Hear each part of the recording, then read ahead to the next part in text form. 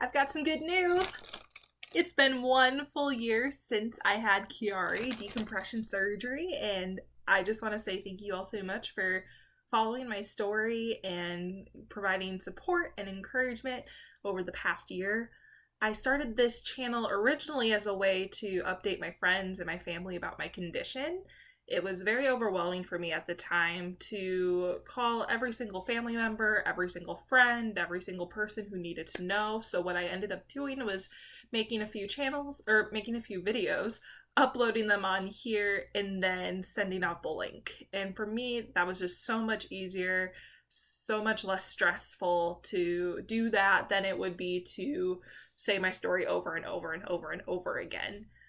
Then, about a couple of months ago, I was showing my significant other, oh, I used to do this, and showed him the couple of videos that I did and saw some comments on there. Please kindly update on your condition.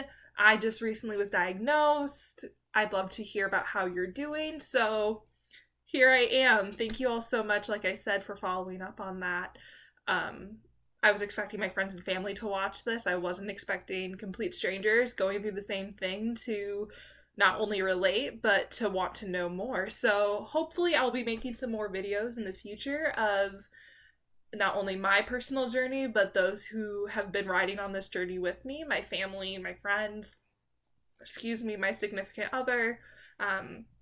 You'll see them pop up here in the future, and hopefully you and your loved ones can relate to their experiences as well. And I guess my goal from here on out is making people feel like they're not alone. Chiari is something that is so common, but at the same time, there's not a lot of research, and it's not something that's often talked about. And so I'm here to bring the conversation to the table and say, hey, let's talk about this. This is way more common than people realize. So here I am. Back in April of 2020, I was sitting in my apartment getting ready to have brain surgery during a global pandemic, knowing that my surgery was going to be in Detroit, which at the time was an epicenter for the pandemic. And so many questions were in the air. Is my surgery still happening? Who can come with me? What will my recovery look like while I'm in the hospital? What precautions are my surgeon and my caregivers taking to make sure that I don't get COVID when my immune system is going to be down and compromised? It's already down and compromised anyway because I have a immunodeficiency sort of condition, but what else is being done to make sure that I'm staying safe in this pandemic?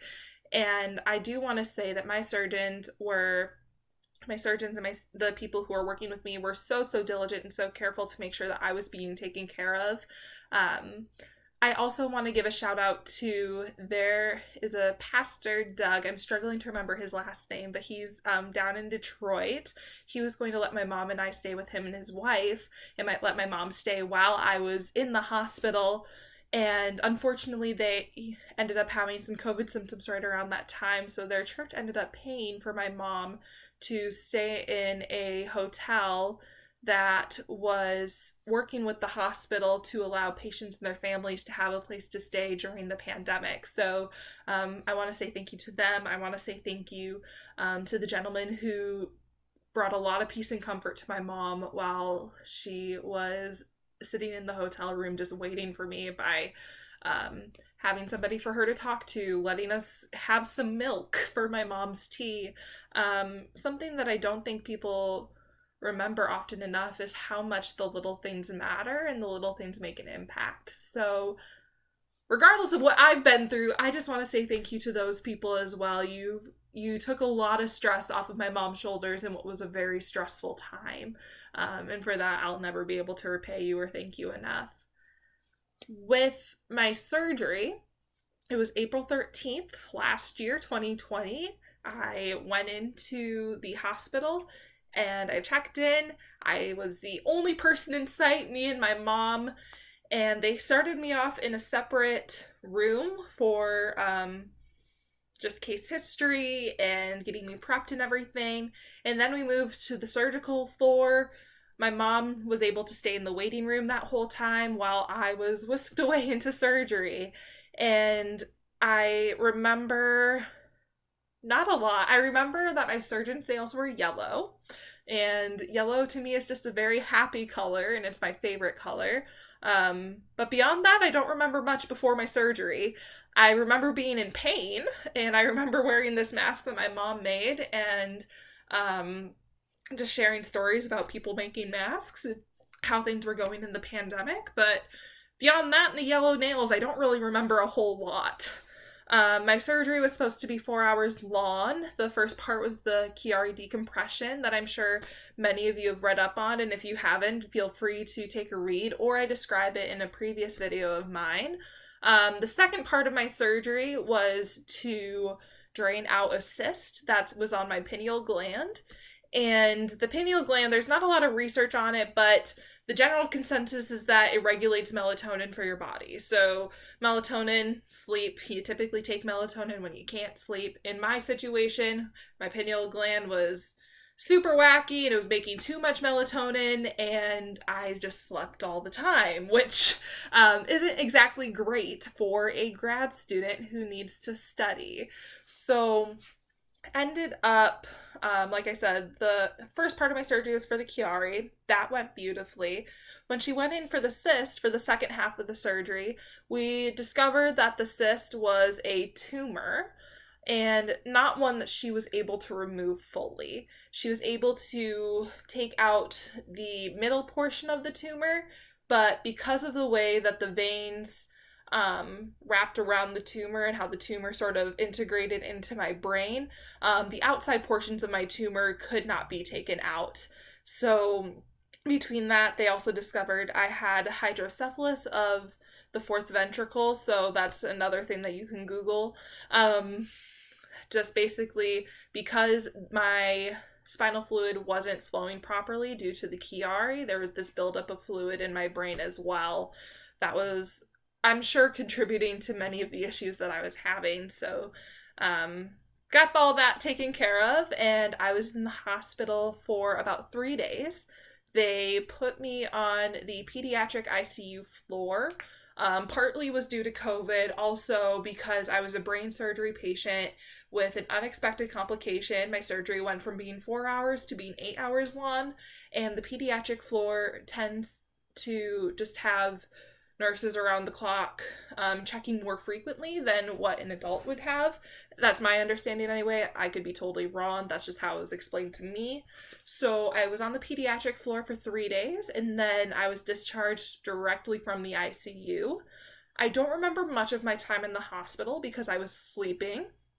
What I remember most is the nurses were super friendly. They kept trying to make me eat, and I didn't want to because I was sick for most of the time there.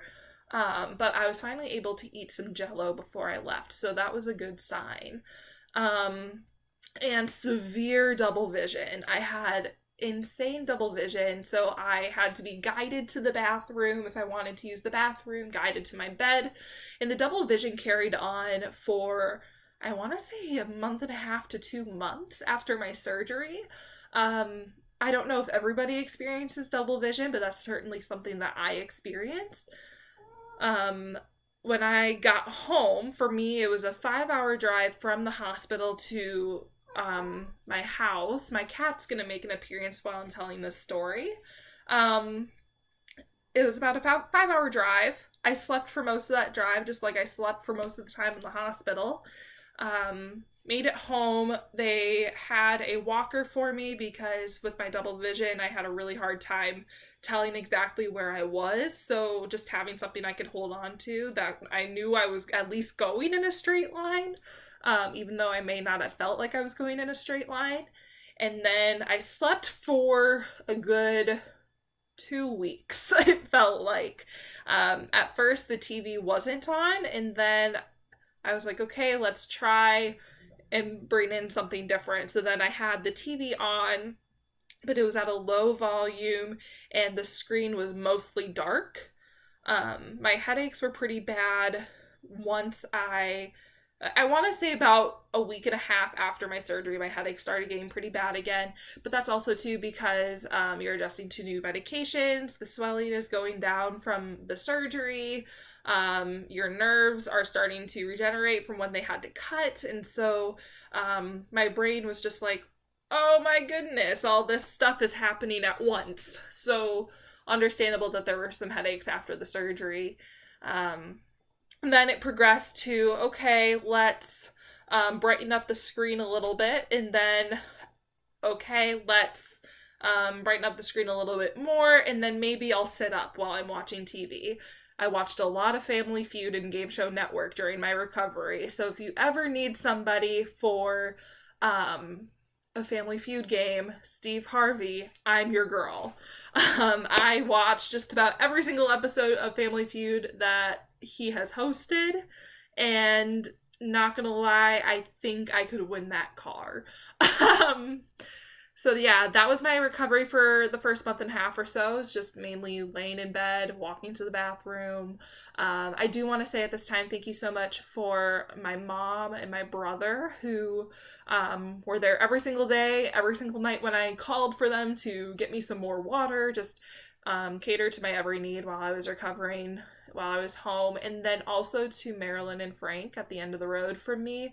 They selflessly gave their time and their resources to provide meals for my mom, my brother, and I for the first month or so that I was recovering to help my mom readjust to having me home. Also to just take off the burden of food. So that way they didn't have to cook for themselves and take care of me too. So I just want to say thank you to them as well. Then after about a month and a half or so, my best friend from home was able to come visit me, Tyler. As you can tell, I'm recording in your room now, so thank you for cleaning it because mine is a hot mess. But also too, just I want to say thank you for making the summer fun when I wasn't expecting to be doing a whole lot because I'd be recovering. My summer, as I became more and more able to do things, became more and more exciting. We started just by going for walks with my dog, and then just walks up and down the road, and then it progressed to walks around the block. Then it progressed to taking a hike in one of the local parks, going kayaking down a river. Just things became more and more active as I began to feel better, and as the summer came on or went on.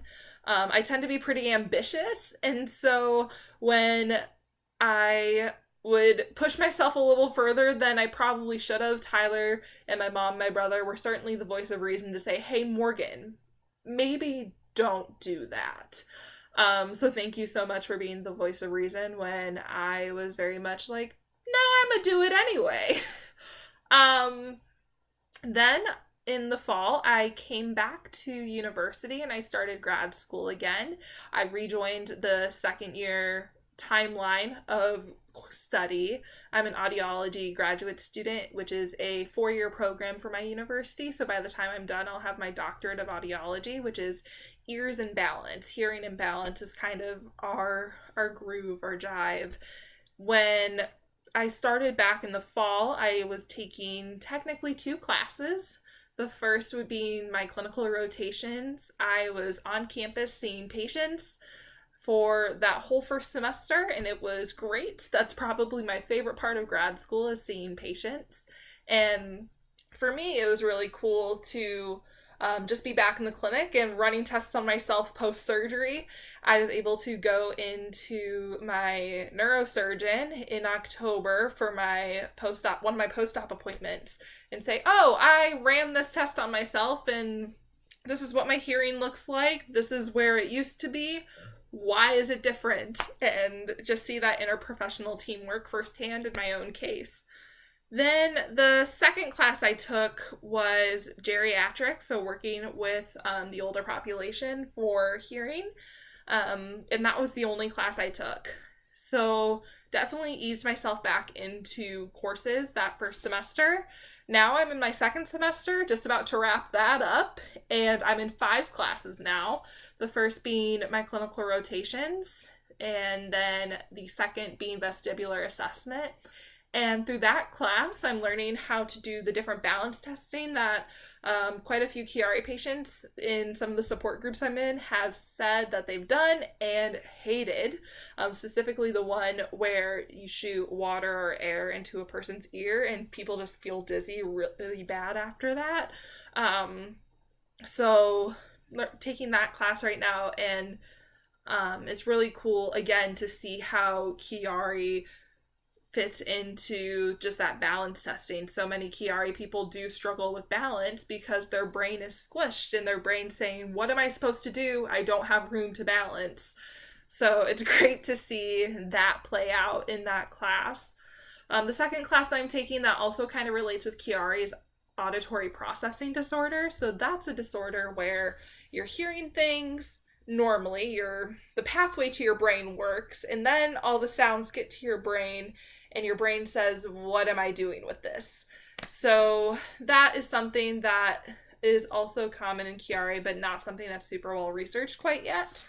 The third is cochlear implants. So just implantable devices to help people hear and restore that sense. And then the fourth is educational audiology, so working within the school system to make sure that kiddos with hearing loss have the access to the things that they need to help them thrive and learn and grow and do their thing to be the kiddos that they're meant to be. Yeah, and then the clinic class, like I mentioned before. So all of that, I will say, I see improvement in how I'm paying attention in class, how I'm performing on exams and things. I feel like I have the energy now to be interested in what I love to do and what I want to be with when I grow up, which is not something that I could say before my surgery. Before my surgery, I would say, why am I in grad school? I'm tired. And, I'm still saying that, but now I'm saying, I'm in grad school and I'm tired, but I'm not sleeping all day and I still have energy to focus on what I need to do. And I have this refound interest for my future profession, which is, I wasn't expecting surgery to give me that joy again. So I'm really, really thankful to that as well. Something that a lot of people forget or don't realize with the surgery is that surgery, the goal is not to get rid of your symptoms. The goal is not to cure you. There is no cure for Chiari malformation. The goal of the surgery is to stop the progression of the symptoms. In Chiari, your brain is being compressed. So you have your cerebellum, and then your cerebellum's here, and then you have the brain. And so when that cerebellum's compressed, it's gonna dip down past the skull. That's also compressing the brain. And so as it gets compressed, those neurons die. And when brain neurons die, they don't come back to life and they don't regenerate, which means when they're gone, they're gone. And your brain has to reroute and figure out how it's going to compensate for that. So with Chiari surgery, the goal is to stop killing neurons, stop the progression of the symptoms that we experience. And in my case, I'm so fortunate to say that not only have I not seen a progression in symptoms, but some of my symptoms have improved. For example, before my surgery, daily, I would get debilitating headaches that it was a struggle to go to class. It was a struggle to make food for myself. I remember one specific incident where I fell asleep on my kitchen floor just to get rid of the pain while making dinner. So not only is that a fire hazard, but the kitchen floor isn't the most comfortable place to fall asleep on. I remember another incident where for me, working out was really difficult. I was one who really enjoyed staying active. And with my Chiari, I would go to the gym and I would work out, and the pain would get so bad that I would pass out in the gym. So I haven't passed out since my surgery. I'm going to class with this new found passion. My headaches are less severe and few and far between when they are crazy severe. Where before it was daily, now it's maybe once or twice a month. So I will take once or twice a month over 7 days a week, most definitely. Um, so yeah, I think that's what I got as far as updates on surgery. I know this was kind of a longer video, so if you've made it this far, thanks for sticking around. In the future, I hope to invite some of my family and friends and the people in my life who've been riding this journey with me and to get their take on their experience having someone they love and care about with Chiari and what their experience has been like. So look to the future for future videos on that. And until then, hope you're doing well and stay safe out there.